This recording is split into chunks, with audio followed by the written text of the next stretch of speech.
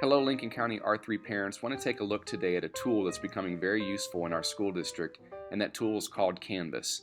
Canvas is a learning management system, and you can think of Canvas as if it's an online extension of your student's classroom. The first thing you need to know is how to get to Canvas. The first and easiest way is by using the app located on your middle school student's iPad. You can click that app. It will take you straight into the courses that you need to access. Also, if you're on a desktop computer, you can head to the Lincoln County R3 School District website, and down here on the lower right hand side there's a link that says Canvas Learning Management System. You can click there and it will take you straight to the login page. Finally, you may just want to bookmark this website, troyk12.instructure.com. That will take you straight to where you need to be. Your child's login is their what we call their S2 number, so it's S for student and then usually their graduation year. And there's a whole series of letters and numbers after that that your child would know, and then they would know their password as well. So once we're in our course, just know the navigation. So on the far left, this is sort of our main menu that would be the same for any course that we're in. This is an individual menu that's just set up for that particular course. So in this particular course, I have access to assignments, modules, quizzes, and discussions, and that's what we're going to talk about today. The first tool I want to show you that some teachers use is a tool called Modules. We can think of modules as if it's a box that contains everything that we need for the unit within that box. Teachers have some abilities here where they can specify that they want students to work through these pieces in sequential order, or they may have it set up where students can work through them in any order that they choose. But just know that this is just an organizational tool that takes a bunch of pieces from a unit and puts them together in an organized fashion. So the Lewis and Clark assignments that I have here would be the same as the assignments that I would find here. Here's Lewis and Clark worksheet. It's the exact same worksheet that I'm finding here in this module. This is just an organized way to show that. Okay, so let's talk about assignments. Your student has finished their work and they're ready to turn it in. So if I come over here to the assignments tab, or again, I could be in modules, and let's say I'm ready to turn in my assignment, Lewis and Clark worksheet, it's here as well. I just click on that tab and right up here at the top it says Submit Assignment.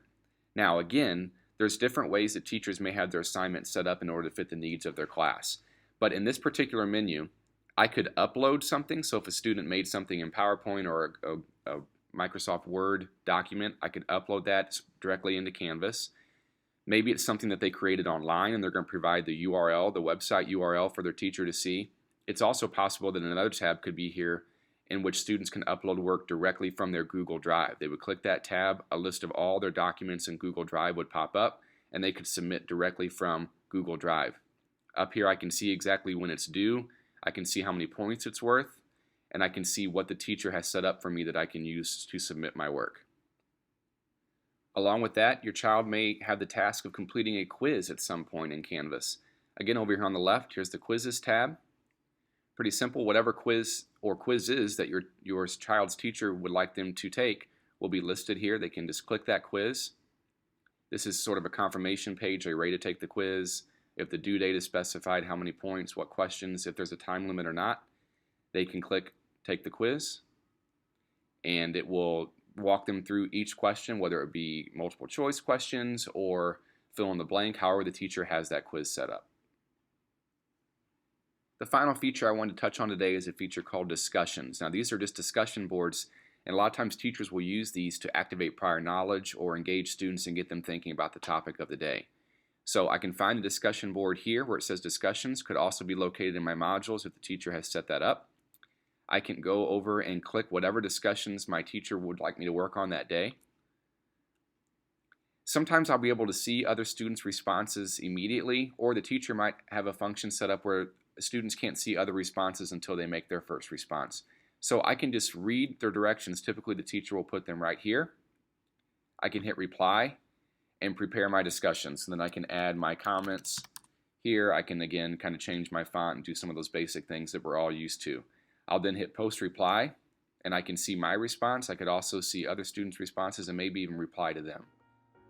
So again, today we covered modules, assignments, quizzes, and discussions. I do want to stress that each teacher has the ability to customize their course to fit the needs of their class. So it is possible that your screen could look a little bit different than mine, but hopefully you have a better understanding of those basic tools.